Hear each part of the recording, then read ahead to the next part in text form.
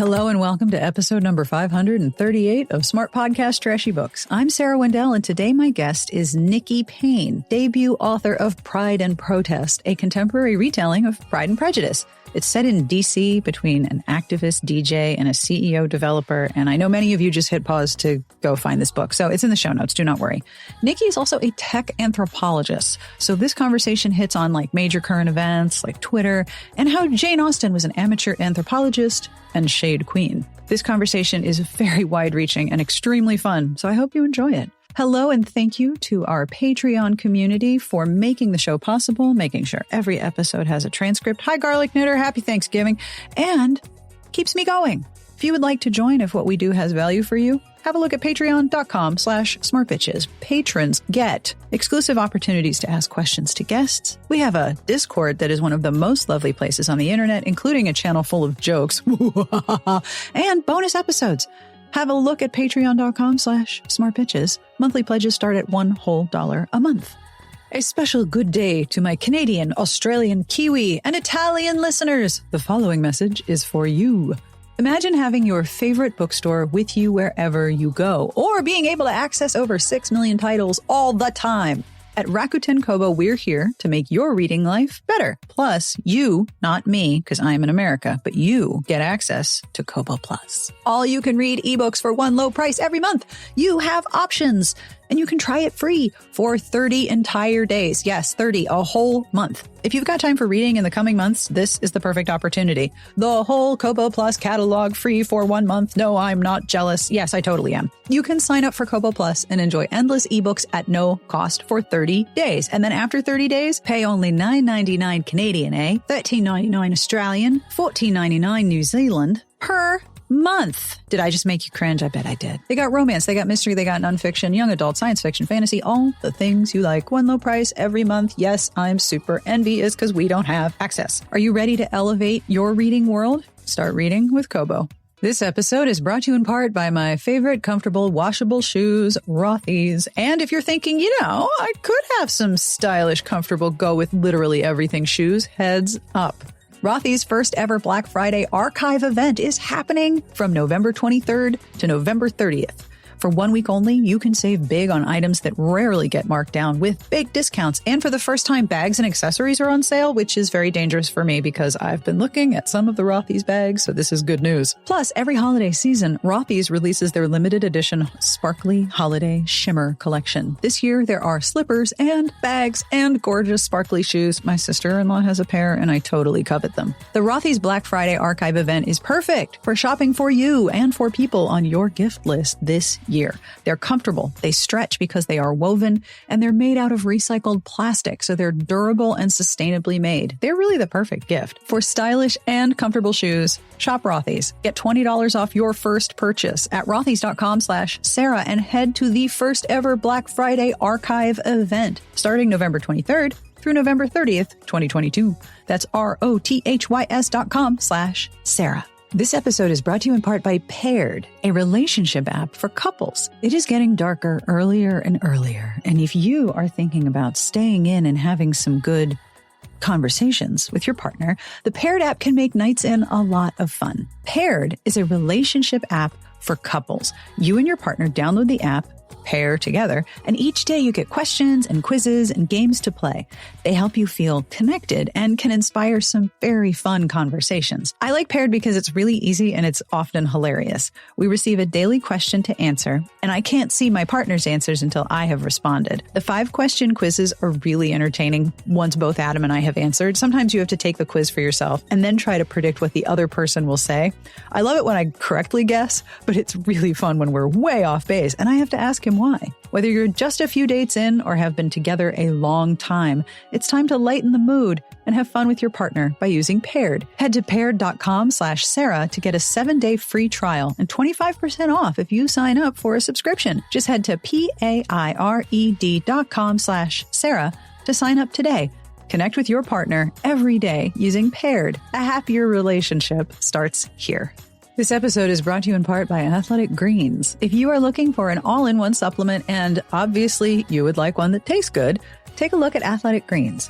I started taking Athletic Greens because it is easy, it contains everything I need and want in a supplement, it's fast, And it tastes good. First thing in the morning, 1 scoop, cold water, and I'm done. Athletic Greens is a small micro habit with big benefits. It's one thing you can do every single day to take great care of yourself. Athletic Greens has over 7,000 5-star reviews and is a climate neutral certified company. Their convenient travel packs are easy to bring along, especially if I'm changing time zones and I don't know when I'll be hungry or what'll be around. It's vegan, dairy-free, gluten-free, and contains less than a gram of sugar with no GMOs. Right now, it's time to reclaim your health and arm your immune system with convenient daily nutrition. Just 1 scoop and a cup of water every day. That's it. No need for a million different pills and supplements to look out for your health. To make it easy, Athletic Greens is going to give you a free 1-year supply of immune-supporting vitamin D and 5 free travel packs with your first purchase.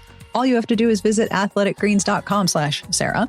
Again, that is athleticgreens.com/Sarah to take ownership over your health and pick up the ultimate daily nutritional insurance. It's time to get started with the podcast. If you have some travel this weekend or you need some extra quiet time, this is a nice, long episode for your listening pleasure. Let's visit with Nikki Payne, Jane Austen, and me. My name is Nikki Payne. I am the author of Pride and Protest. What do I do? By day, I am an anthropologist, and I ask a lot of important people really silly questions to try to get to some answers. But when I'm not being an anthropologist, I am thinking of ways to retell amazing stories and thinking about how we repeat and repeat folklore and stories over and over. And Jane Austen is a perfect example of that. And Pride and Protest is actually one of those stories where I'm trying to tell a new story by telling an old story. I love this. Also, my job is also to ask people questions. Yay! It's like that's a major part of my job too. Well, first of all, most importantly, happy release day. Yes, your book is out. Isn't it just absolutely terrifying? It is terrifying. I want to puke, but I also want to peek through the puke to say, like, do you like it? Do you love me? So yeah. It's a confusing time. But oh my goodness, I have seen this book everywhere. I have seen it mentioned by so many people. And you're the debut Phenomenal Book Club pick. Yes. Congratulations. Yes. Oh my gosh, the Phenomenal team is so funny, first of all. One of the things that one of my only skill sets is Jane Austen memes. And this is a good skill set. This is one of my few Jane Austen memes. And I also combine that with like my Black Twitter street cred. So like my little lane of like Jane Austen memes are just extremely specific and strange. So yes. I love everything about this. So what will readers find inside Pride and Protest? What is your elevator pitch, as they say in the industry? Okay. So I think we start off with a well-meaning want-to-be activist who has her heart in the right place and doesn't have the oomph behind it. And she wants to make an impact, and there is a seemingly immovable force in front of her, right? Mm-hmm. This individual who has to deliver this one last job, before he gets out of this game for good, right? And she is trying to make a name for herself, and she feels like she has to essentially show everyone who she is.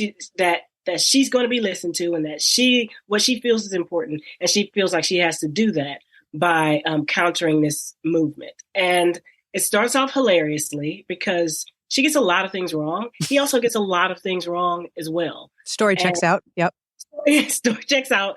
I think there's a lot of the classic, like if you love Jane Austen, you're going to be like that Leonardo DiCaprio meme, like, ooh, I know, I remember that. Yep. Exactly. If you love Jane Austen, you're going to recognize all of the characters and all of the beats. If you don't, you actually don't need to. Like if 9th grade English traumatized you, honey, we're fine. We're fine, right? You can still read this and not know a thing about it. Yep. There's just a sprinkling of like only one nap pod and I'm not supposed to want you. A little bit of forbidden desire as well. And I think it's fun and like sexy and funny more than anything. I have to ask about the hero's name. He is Dorsey Fitzgerald, which, okay, first of all, that's brilliant. But also, is that a reference to Jack Dorsey from Twitter? Oh gosh. Oh gosh. I would love if that were. But I was trying to make a crossover. I was trying to make a crossover from another reference from his actual like Filipino name. So like one of the interesting aspects of this Mr. Darcy is that he's kind of a part of this transracial, transcultural, transnational adoption Yeah. spree. And he's like grappling with his own place in society and like kind of what it means, which is why like the original mistake that our heroine makes is so triggering for him, right? Because of his own place in society. Yep. And one of the reasons why this Dorsey is so like dear to my heart. So like I told you before, I'm an anthropologist by training. And I was doing some research on aesthetics and power and like how people attach and associate to things that they seem or feel are beautiful. And there's some dating app data. And what that dating app data found, just kind of across the nation, was that like Black women and Asian men were the least responded to in these dating apps. Oh. Like they were perceived to have like less sexual capital in these digital spaces, right? And as I was starting to like noodle on a new project, and Jane Austen is always my comfort. And I wanted to ask this question, like, hey, what would happen if we made this like archetypical, brooding, super desirable hero an Asian male, right? What would happen if we made this like delightful, desirable woman a Black woman? And I just started with this kind of experiment to see how much of Jane Austen would stay if you just ripped out those foundations. Yeah. And it was remarkably faithful. Wow. That is fascinating. So that was your entry point, this data from dating apps about who is perceived as having less sexual capital. That was your point of entry. Absolutely. What were some of the easiest parts when you were going through writing this story? Because one of the things that's so like challenging about Pride and Prejudice is that everyone has very strong feelings about it. We are all very, very attached to it. Do not monkey with tradition. And people will they get heated about the, Colin Firth versus James McAvoy, like the Keira Knightley Pride and Prejudice and the Jennifer Ely. Like people will get mad. They get very strong. Honey, were you in the chats for this latest Persuasion? Because it was a bloodbath. It was a bloodbath. Oh, man. My stars. Yeah. So absolutely. So to your point, though, there are a couple of things that I felt like needed to happen. Table stakes. One, Dorsey had to have a stick up his ass, right? He couldn't be chill. He couldn't be like Matthew McConaughey. All right. Like, that is a different book. Yeah. Darcy comes with a stick and it's in his phone. Exactly. You cannot avoid it. The stick, right? And I also felt like whatever happened, that disastrous display, that disastrous moment where he's trying to tell her how much he loves her, but does it in the worst possible way, also had to happen. Yep. Right. Because it was this inflection point where he realized that, oh, wait a minute, I'm maybe not that dope. I need to rearrange some things. Right. One of the best things about this story is that there are two incredibly bright and interesting people who are willing to allow their minds to be changed about a situation and about a person. And if that moment doesn't happen where it's imperative that they do, it would be hard to keep the structure of the novel. So absolutely, absolutely, that proposal had to happen. I had to have a Wick. I didn't care if he had like an awesome backstory. I'm just like, I need a good, juicy bad guy. Like, I just need a juicy, unequivocal bad guy. Sometimes I love like characters that just like don't have an arc. You know how there's like this thing of like, if you have a bad guy, like give us a reason why he's bad and, all these things. And I tried to give Wick some depth, but I'm just like, he's juicy. He's juicy. And I want to keep that. I want to keep him being a little self-serving. Yeah, he's, pardon my language, he's a fuckboy with backstory. He absolutely is a fuckboy. And I'm like, if Wick's not a fuckboy, what are we doing? Right. What are we even doing? He's like one of the top 3 of all time fuckboys. He really is. He really is. And in the 1995, he's played much in a much more like hapless like charming person who just like lies a lot, got into a little gambling trouble, Yeah. a little bit of a huckster. But nothing sticks to him. Nothing sticks to him. Exactly. Yep. Yeah, that second one. Do you have a favorite? I like them both for different things.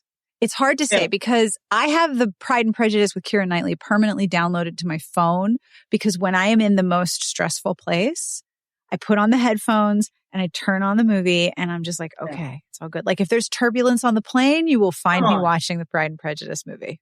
Yes, ma'am. Right? Here's the thing that I feel like the Jane Austen community is just like, here we are. It's just us in the walls here. I'll say it. The 2005 delivers the swoon. It delivers the swoon. Yes, ma'am. I mean, it makes your stomach flip. It delivers. It makes your heart tremble. It does that. Yep. And as much as I love a Colin Firth and a distant smile from across the room, like the 1995 version is for like, hey, you know what? I'm gonna dare to be 8 hours long. You know what I mean? Right. Like, I'm going to luxuriate in Jane Austen. I got a budget and I got time. I got a budget. I got time. Yep. I want to know what they had for dinner. Like that level, fine. Yep. But delivering the swoon is 2005. Absolutely. And the 2005 does so much with economy of storytelling. That's true. It gets a lot done in just one scene or one image. And it like, even with the way that they show time passing around the characters, I'm like, wow, this is really clever. And yet I love the BBC version because if you just want to luxuriate in that world, you can just, it's 8 hours. You got time. All day. You got time, baby. That's all right. day. All day. Exactly. Yeah. Now, I want to ask you about being an anthropologist because this is so interesting, especially the intersection of anthropology and Jane Austen. And I know from your bio, you are a tech anthropologist, which I have to say, it must be really boring to be a tech anthropologist right now. It's just really boring. There's nothing happening in the tech world at all. Oh, like, wow. Not at all illustrative of the human nature and the ways in which we put people on pedestals. And yeah, nothing's happening right now. It must be real boring. Let me tell you something. This is the absolute wild west right now, particularly to be in the tech space. Oh my gosh. Oh my gosh. So I was a researcher at Meta, and they are attempting to build an entirely new reality, right? I mean, can you imagine being an anthropologist in this space, being able to ask the types of questions that you want to ask? How are people building and creating their own identities? How are they making an avatar? What does it mean for individuals to create avatars that they feel safe entering into the metaverse in? That's another thing. Like women and people of color do these very interesting things to their avatars to be safe in these virtual spaces. Absolutely. Right? So identity creation, oftentimes, particularly social media, like social media platforms are in a lot of ways the new public forum, right? So it's interesting to have anthropologists, particularly cultural anthropologists in this space, because that's essentially what we do. We just sit and hang around campfires, you know what I mean? And talk to people about what they've seen and what they know to translate that work. So being a tech anthropologist is literally the most interesting thing in the universe right now to me. There is no shortage of data. It's just endless data. It's like a fire hose right in the face. Right. That's precisely what it is. So if people don't know what anthropology is, like we've all heard the word, how do you describe anthropology to someone who's not familiar with the idea? Honey, let's do this because let's nerd out all day. Okay. Yeah, I'm here for all nerding, 1,000%. Okay. Bring it on. Anthropology is oftentimes described as 4 fields, right? So let's go into the 4 fields. First, archaeology, right? Yep. That physical anthropology. Hey, what did humans use? What tools did humans use? What artifacts do humans use in the past? What do they use now, right? Archaeology isn't always about 1,000 years ago. And then there's how do humans speak and talk? That's linguistic anthropology. What is slang? How is language changing? How has technology changed the way we talk, right? How is other types of technology that we wouldn't consider technology, like a road, change the way people spoke and connected across different towns, right? So linguistic anthropology. And then there's physical anthropology, and that's associated with, our human body. Like if you've seen that show Bones, right? She was a physical anthropologist, a forensic anthropologist in particular. And what they do is focus on the human body and also the human, the species of humans and pre-humans like Lucy and Neanderthals, right? So this is the family of humanoid, like I'm trying to think of the word here, but like human-esque, right? So then that's physical anthropology, and what I do is cultural anthropology, and these are anthropologists that are really focused on phenomena that are happening now. Sometimes it's happened in the past, and you're talking to people about their like cultural memory of something now. Right. And oftentimes we're asking questions, building phenomena, and trying to like really investigate a large question around society. So you have humans with stuff, humans with language, humans with body, and humans with how we interact with each other and all that other stuff. And that's where you are located. That's where I'm located. Absolutely. Wow, there's absolutely nothing to talk about there. It's just a wasteland and nothing. Oh, man. Oh, my goodness. I mean, we could be all day. We could be all day. We could be all day just talking about what happened on Twitter today. Oh, my gosh. Can we... That's an entirely different podcast, but we can sit and talk for hours about kind of like what's happening in the tech world right now with Twitter right now. And like these are phenomena that look remarkably similar to other ones that don't actually mimic technology, right?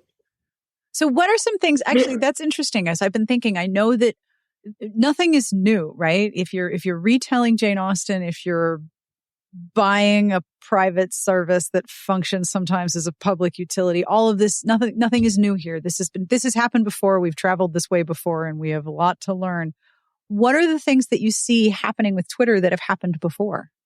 Oh, that's such a good question.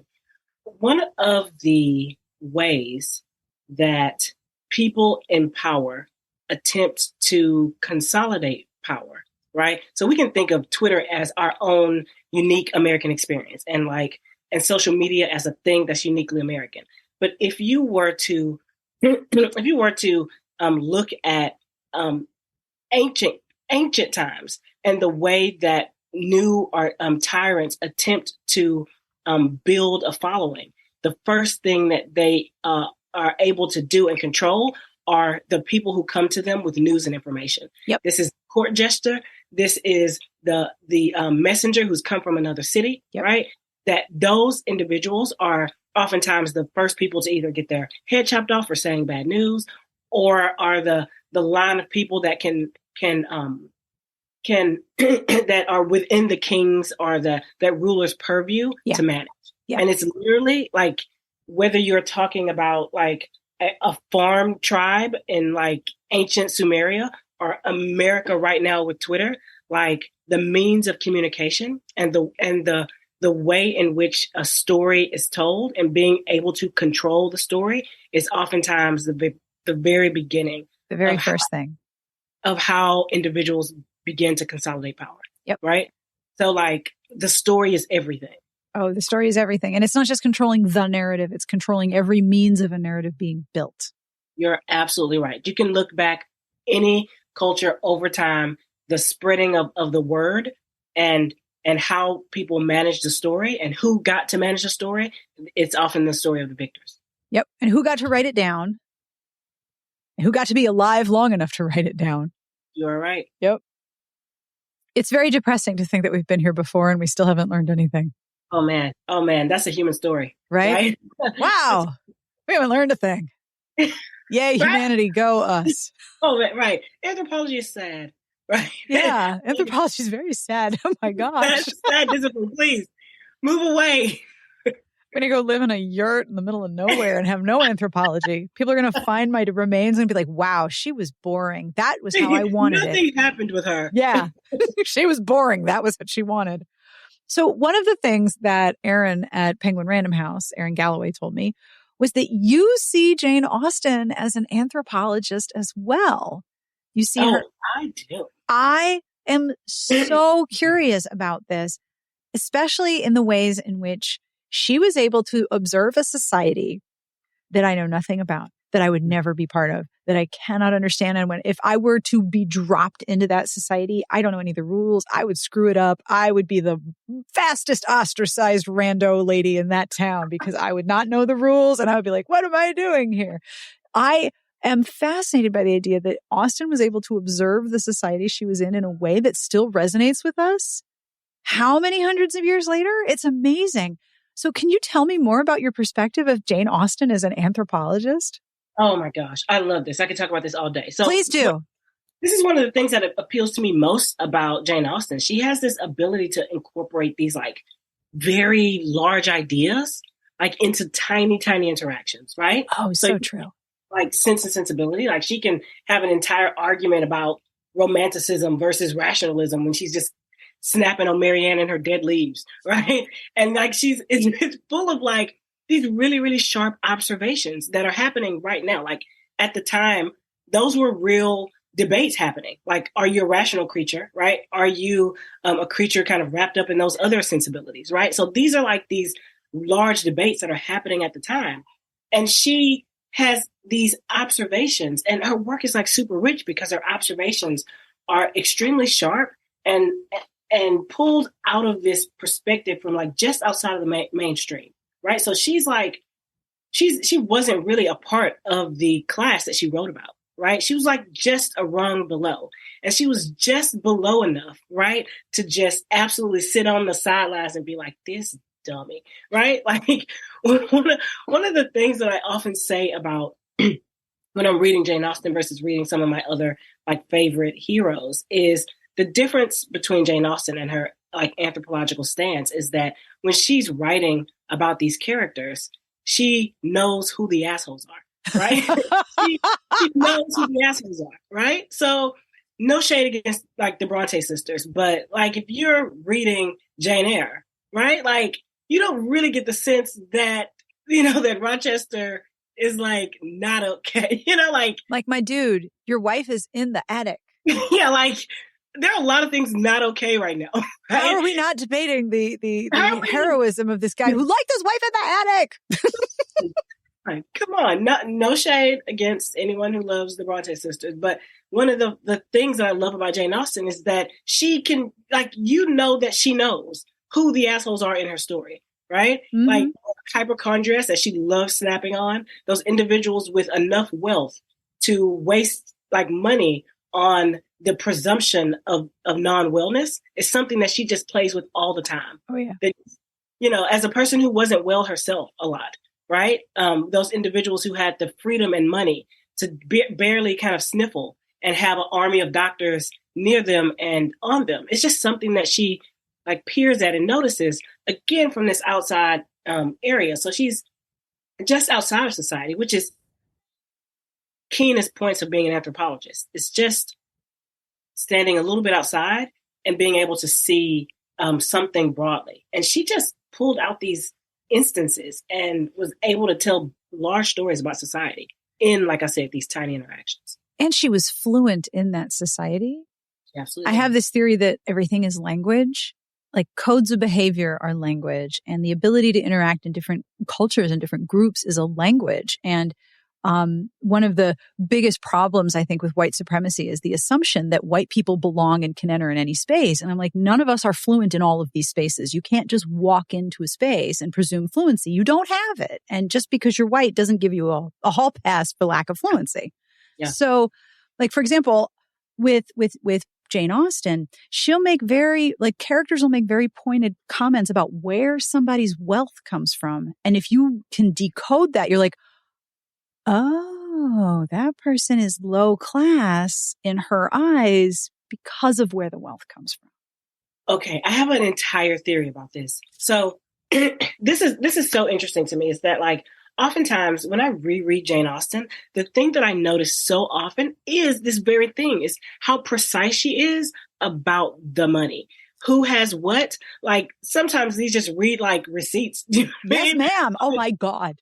Like, Jane Austen had all the receipts. she had receipts of just like, this is his money. This is where he's from. And like, you can see that, of course, these this is the marriage plot. Like they're writing about marriage in an interesting way, but like these were like economic novels. Oh, yeah. Right? These were novels in which you were describing someone's like economic status and how one is able to traverse that in like really interesting ways. Like you could literally read that without the marriage and read a ton into like economic politics of the time. So these are like, that's another thing that I add in Pride and Protest is it's about the money, honey. Oh, like, it's always. Like where's the money? Like I talk about that a lot in my second novel as well. Like Jane Austen was clear that is kind of what makes the world go round. And I don't think she's been wrong, you know? So I play with that perspective a little bit in the book. And it even happens with Wickham. The story of his perfidy is not just that he tried to seduce Darcy's sister, it's that he was given a living and then gambled it away. Yes. You were given security. You were given security with zero effort on your part and you frittered it away. That is the marker of a person who is low class. Yeah. Preach. That's it. Yeah. That's absolutely it. And then he didn't deserve heroism. No. Right? Yeah. And for Jane Austen, that was as irredeemable as messing with Darcy's sister. Yeah. It was like layers of his moral failure that he could not appreciate the economic stability that he had just been given. Yep. You're absolutely right. I mean, think of Willoughby, right? Yeah, Willoughby absolutely. Is charming. I mean, by all accounts, he was in love. He was, he had some baby mama drama, right? Like he had some stuff. Yeah, he had some stuff. But honestly, like if you think about the writing in Sense and Sensibility, like the outrage came from him, being in a financial situation in which he was forced to not marry Marianne, and being forced to marry this very wealthy person because he couldn't get his financial shit together. Yep. And Jane was like, I can't deal with it. Nope. Like I can accept these other things, but you ain't got your financial shit together. You got to get out of here. Yep. If you cannot manage, because everything functions on economics, right? You, your spouse, your children. Like one of the great problems for the Bennett family is that the estate is entailed and they got all these girls running around. It is the original problem of the entire novel. How are we going to sustain ourselves? Absolutely. Absolutely. And how are we going to maintain our life that we love? Yeah. And also not embarrass ourselves in front of the neighbors. Yeah. Very important part. It is. It is also a very important part of anthropology, isn't it? The performance of your character in front of other people. Absolutely. Absolutely. Like social and societal shame. I mean, we're still like pack animals in a way, right? And still is one of the worst ways that you could potentially harm a human is social isolation. Oh, absolutely. Right? Jails and solitary confinement. Oftentimes when we were just, bipedal, one of the ways that when someone committed a crime, the tribe just left them alone, right? Or just shamed them. And so blending in and fitting in and being a part of society is not just a nice to have. It's actually quite crucial to the human psyche. Yes. And even though American culture emphasizes this individualism and you do it on your own, it's actually utterly not true. And you cannot survive or thrive without community. And I was saying this to my husband the other day. I have not spent a lot of time on Twitter in the last 3-4 years because it was a dumpster fire and it stressed me out and I would doom scroll and I could feel like my shoulders like approaching my ears and my heart was in my throat. And I was like, why is Twitter so much fun right now?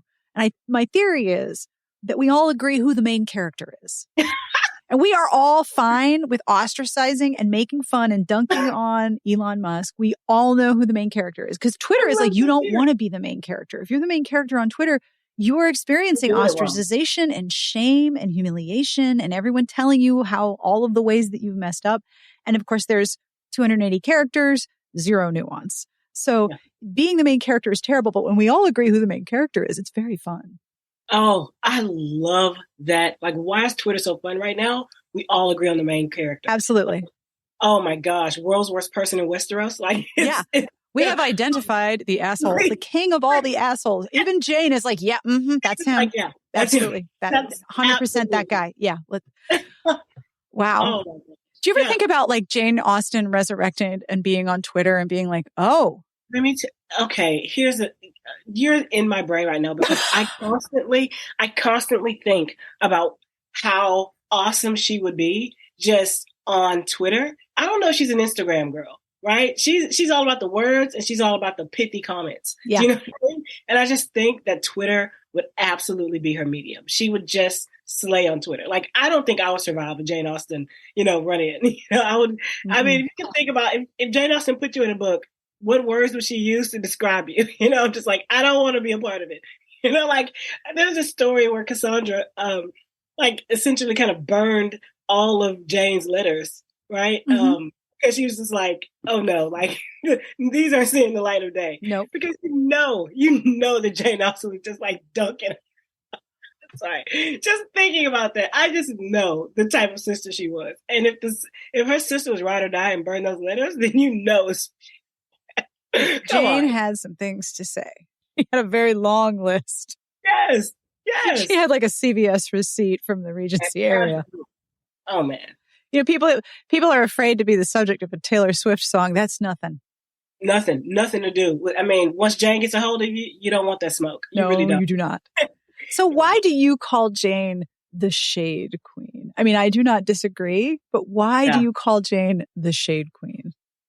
She's just like, she has this way of just like burning people without the character's knowledge and sometimes without the readers, certain types of readers' knowledge, right? So if you can think of like Mr. Collins, mm-hmm. right, who was for all intents doing the right thing, right, and he had the money and he was going to go and marry the sisters, and he was a religious guy, and he had the patronage of in all ways in society. Yep. He was great, right? He knew that on paper he looked like a swipe right.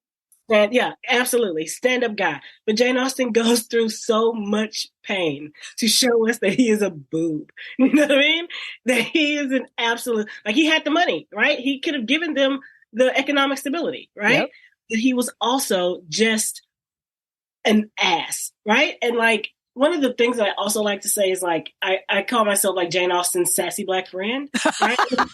You know that TV trope where like the person, that black friend, is kind of allowed to transgress propriety and like speak to the simple truths of a situation. Like that black friend is always like, you in love with the boy, honey. Yep. Like she just like kind of speak that truth to power, right? In a way that like, and cut through all that code. Yeah. Cut through the code, right? Mm-hmm. And say it in a way that you don't kind of recognize is actually shade. I feel like this is what Jane Austen does. Like she just sits slightly outside of the British upper class and just critiques everything she sees, mostly to hilarious effect. Yep. Right? And that's one of the reasons why I also made my character Lisa a DJ, because that they represented a very specific role, particularly in Black culture, that they were like in the morning, they would be your opinion pieces. Like they were your op-eds. Like they would tell you what music is great. And mm-hmm. they just had these pert opinions, and they were kind of, they were able to transgress that because, hey, it's my job. I'm just telling the story. I'm just talking about the music. Right. Yep. So yeah. So that same idea of her like throwing shade and being able to kind of speak truth to power because it's packaged in this particular way. I just felt like she was great at it. I mean, I'm sassy black friend, but she definitely would have been like, sassy neighbor coming, if she were a TV trope. Yep. And DJs also occupy a very specific position because DJs have to distill so much different music and then curate what they're picking and then take it and remix it and highlight the parts that they think are important. So you might take one line of a song and loop that 5 times and then build something out of that. But they have to know this broad expanse of what's available before they can distill it into a remixed message. Oh my gosh. First of all, gorgeous. First of all, I wish I would have recorded that because... Oh, I am recording conveniently right now.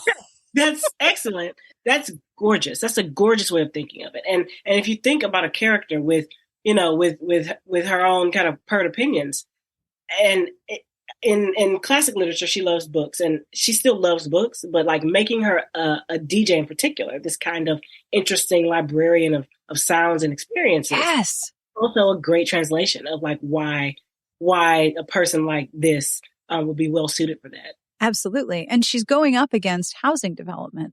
Yeah. And so much of what is going on in American culture can be traced to or is deeply rooted in housing and where we live and how we are placed in the places where we live. Yes. Yes. This is something that's been kind of dear to my heart. I used to work in civic tech a lot, and housing was a huge issue. It's a huge phenomenon, and the problem of housing, particularly in DC. And when I thought about a problem that could be not easily resolved, I thought of this, right? I thought of gentrification, right? Because it's a complex enough issue that someone coming in and revitalizing a neighborhood can genuinely feel like they're doing good for a community, like broken windows and no sidewalks, right? So there's a real way that someone can genuinely not feel like they're a bad person, right? And I wanted to toy with that about where he felt like his morals lied in this space and where Lisa felt like her lines were, and toy with them at the end. I think I came up with a good enough solution at the end where they kind of both got a little bit of what they needed.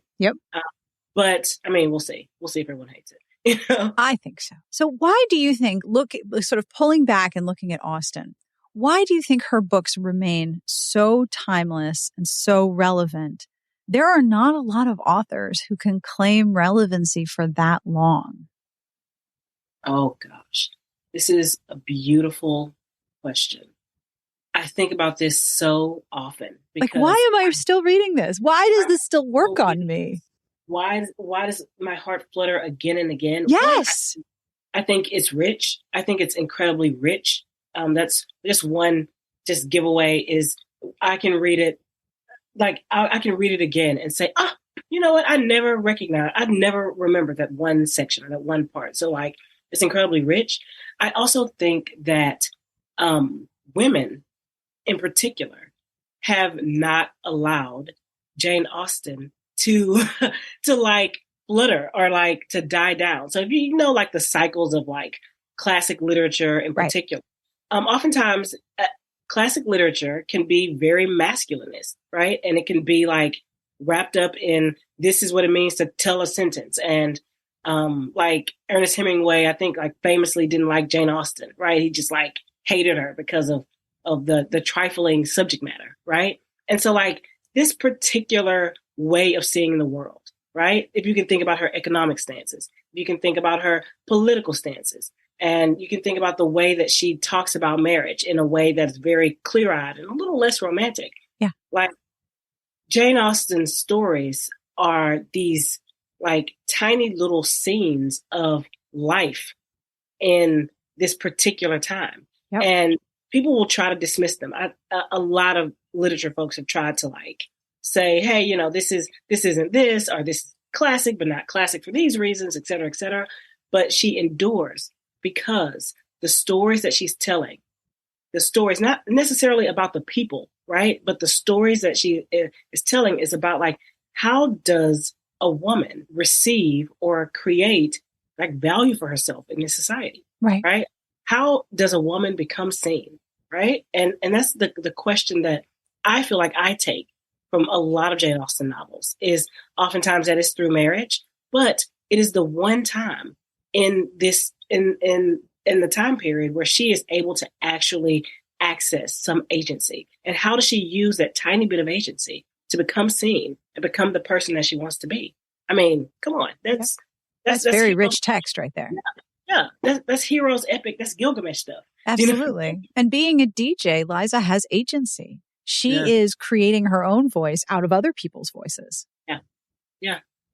And like we were talking about before, what Jane Austen writes about keeps happening. Keeps happening. We still have questions about women's economic stability, whether it's access to abortion and healthcare, whether it's access to housing, whether it's access to fair employment, where it's access to a working environment where you aren't dealing with bullshit microaggressions all the time. Come on. Yeah. You know that. Yep. Gosh, I mean, that's precisely it. And there's still not instances. I mean, it's still very real where women and girls are told to go to college, right? And get their MRS, right? Oh, yeah. I went to a women's college in South Carolina. I know all about that pipeline. Okay. Yeah. I'm from Texas. Okay. So yes, we're ma'am. talking. I hear you loud and clear. Okay. We're talking to each other then. Mm-hmm. So that's not really that far away. Like we're not in like the swinging 2022s that people tend to think we are. Nope. Those expectations about how one receives and creates value for herself are still sometimes wrapped up in the marriage plot. Oh, yeah. You mentioned that you're working on your second novel. Can you talk about it at all? I can. Oh, good. I'm glad. Okay. And because it's a little snippet in the back of the book. Okay. Well, I have a review copy, so I don't have a snippets. I have no snippets. So tell me all the snippets. Okay. My next book is a Sense and Sensibility retelling. It's called Sex, Lies, and Sensibility. Yes. Yes. It is about a sister, Nora, who has a very private tape of hers leaked. For those reasons, creates a demeanor about herself that is very counter to her very kind of wild sister. They find out at their father's funeral that they were the outside children, not the inside children. And all the money that they were enjoying as a result of that just dries up. And there is a place, and it's in the backwaters of Maine, and they have to be like, the fourth Black people in Maine. So that is their journey. They have to go there and rehab an inn there with very different sensibilities. And when you do something like rehabbing an inn, you're engaging with the concepts of home and hearth and welcome and safety. Yeah. Which are also major themes in Sense and Sensibility. Oh yeah. Like huge. So I'm trying to touch on also these broad issues of how these people kind of express themselves. Sense and Sensibility is essentially about two sisters who both immediately fall in love, right? Yep. Except one is an asshole about it, and the other person pretends like it didn't happen. Like that's feelings. I do not have those. What are you talking about? What do you mean? And the other one's just emo about it. And so the same thing happens to them, right? But they're experiencing this so differently, and that's part of the beauty of that story. So I always ask this question: what books are you reading that you want to tell people about? Oh my gosh, I want to scream about The Weight in Blood. This is, I think, I'm so sorry that I'm forgetting her name, but it's a Carrie retelling of, it's a Black Carrie retelling. Oh, hello. By Tiffany D. Jackson.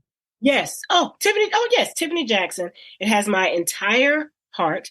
It is so good. It's very dark. I mean, a little bit. Yeah, a little bit dark. I am constantly reading Don't Get Too Comfortable, David Rakoff. I read that really on a loop. I love his voice and his tone. I'm a real fan of essayists and humorists. So David Sedaris, David Rakoff, Augustin Burroughs. I love them. I can just read them forever. Samantha Irby as well. Oh gosh. Yeah. Just so funny. Right.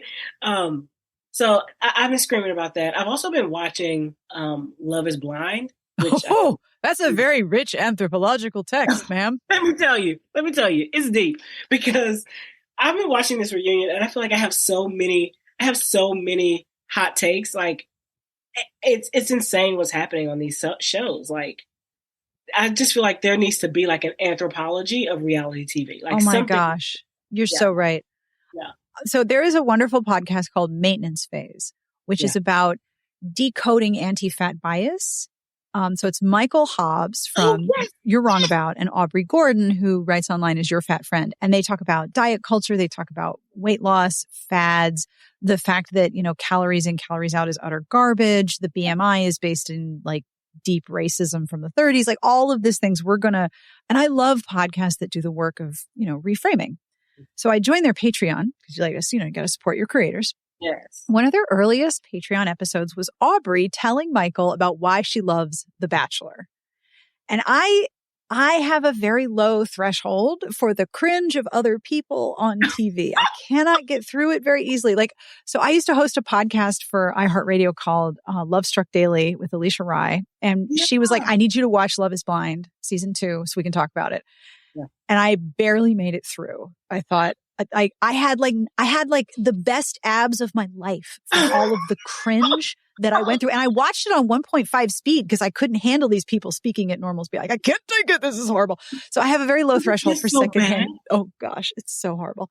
But Aubrey was telling Michael that, she's a community activist. She has spent her career doing community organizing in the Pacific Northwest and is a anti-fat bias activist. Like, she's very, very well informed in structures of society. And I'm like, please explain to me and to Michael, but also I will listen, why you're into The Bachelor. And basically she's like, we are watching women realize that they do not have to tolerate trash men. And one of the narratives that happens in reality shows about dating is that you watch women come into the realization in a very, very, very narrow heteronormative space. Yeah. Hang on, I don't got to put up with this fuckboy. This guy can please fuck off up here right now. And I was like, oh, okay, I get it. I get it now. Thank you for explaining this to me. And Love is Blind this season is exactly the same. How many harmful narratives are going to be undone by watching women go, yeah, no, we're not doing this. And then talking amongst ourselves about toxicity and about like, did you see the one thing that this person did? Are they okay? Is that, this sounds like a sign of this. And so like talking about what is right or wrong in these relationships. And it's just, I love it. There's just something happening there with that, particularly season 3. And I think that happens with Austin too. Because when Jane Austen is writing characters who treat each other poorly, it's almost like you're watching someone next to you. It's not your friend telling you, hey, your partner is trash. And I know that because I have said this to you, you are suddenly going to make big decisions based on my opinion. But if you have your friend sit down and watch a parallel story that mimics what's happening, you're going to be like, oh, wait a minute, that person is trash. And Jane Austen does that a lot too. She tells parallel stories so that one side will realize, oh, hold on, that's not okay. It's not okay. That's absolutely right. She foils the hell out of us. She absolutely does. Yeah, right? I mean, if you can think about like in Pride and Prejudice, for example, how the Gardners versus the Bennets, like the Bennets relationship is trash. Like they just, like they're like not in a good marriage, and the Gardners represent this like stable, solid relationship, but also like this way for Elizabeth to enter into like established, to say like, hey, she's a part of an established and like good family. Right? Yeah. Oh, she has good relations. Here are the Gardners. Yeah, absolutely. And the Gardners don't have any children. That's right. And so the expectation of the Gardners is that they will take on the Bennett children as their children, but they really only take on the ones that they want to spend time with. True. That's true. But then there's this expectation that the Bennett children also need to be like, Poor Kitty, who was like, bless her heart. But at the end of Pride and Prejudice, they were just like, and Kitty was like able to hang out with Elizabeth and not Lydia. And her society was much improved and she was just not trash because she wasn't hanging out. Like the whole idea is like, they need to be like extracted from their environment and like put in better places, And the same thing happens with reality TV too, right? Yeah. You have these people who are in this, like, for example, with Love is Blind, you have these people where they're in this very specific situation. And the thing that fascinates me about Love is Blind is that you start off in the pods and then you go on vacation and then you move in together and then you plan a wedding. It's like a very short timeline for some major life events. Really short. But at the same time, you have people who are in a specific situation that then have to go out into society. They have to go on vacation with everybody and be in a big group. And then they have to, go to where they live and move in together or whatever. But in those groups, they have to start comparing their relationships. Yes, exactly. Looking at their relationships with respect to other people. Right. And that's when the real mess actually starts to happen on Love is Blind. Oh, absolutely. They choose and they get to see relationships. Yep. Yeah.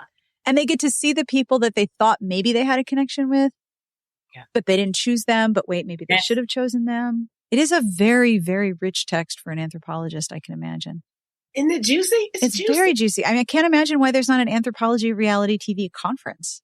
Oh my gosh. I wonder if there is. I would listen to every session. As would I. I mean, there's this one, I'm sorry, I won't, we're going too far on reality TV maybe, but no, there's no such thing. on HBO, and it's called Fuckboy Island. And I've heard of it. Have you watched it?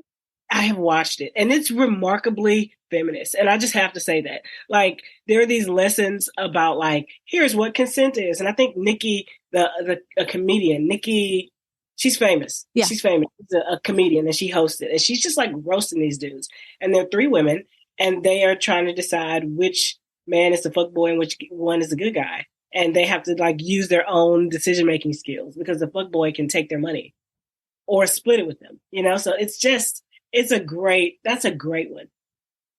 And it's weird because it much like Austen and much like romance, you have this incredibly empowering, subversive narrative in, like, the most opulent gingerbread house of patriarchal expectations you've ever seen. Like, inside the most opulently decorated gingerbread house of patriarchy, you have subversive feminism. Oh my gosh. I love that because, like, you crack open this door and you're expecting something else, and you're just like, oh, this is a bite of something juicy. Right? I thought this way. This step back has this man, like, dominating this woman on the cover. Yep. Oh, but she made it. She made it happen. Like, you don't know this. So yeah. And you look at the covers, it's like, oh, Fabio and his 95-mile-long pectorals are on the cover of this book. But inside is probably a narrative about centering women's sexual pleasure and centering women's autonomy. Oh, honey. It's just also a story about women choosing. Yes, absolutely. Yeah. Come on. It's brilliant. So where can people find you if you wish to be found? It is okay if you don't wish to be found on the internet. I understand. I wish to be found because I'm a debut and I need people to find me. Obviously. Yes. So on Twitter, I am Nikki Payne Books.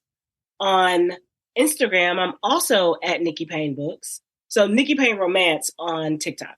Those are my three main social medias. Awesome. Yeah. And I specialize in very specific Jane Austen memes that, that are funny to me and me only. Right. So. But they're never going to get old. They're never going to get old. They're never going to get old. Like, I've built a community of people that have this exact sense of humor, and I'm very excited. It's good to find your people on the internet, right? It is. It is. And Jane is extremely dead, very, very, very deceased, and yet deeply relevant. Deeply relevant. Dead, but deeply relevant. That's going to be my next tattoo.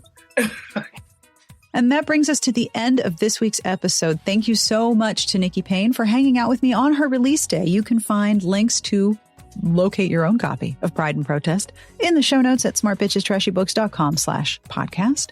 And as always, I end with a terrible joke, and this joke is absolutely dreadful, and it's from Malara, who is in the Jokes channel on our patron Discord. Are you ready? What happens when life gives you pickles instead of lemons? What happens when life gives you pickles instead of lemons? You deal with it. I love a good food joke. Thank you, Malara. On behalf of everyone here, we wish you the very best of reading. Have a fantastic weekend. If you are traveling, please be safe and mellow, and may everyone be chill alongside you. We will see you back here next week. Smart Podcast Trashy Books is part of the Frolic Podcast Network. You can find outstanding podcasts to subscribe to at frolic.media/podcast. Deal with it.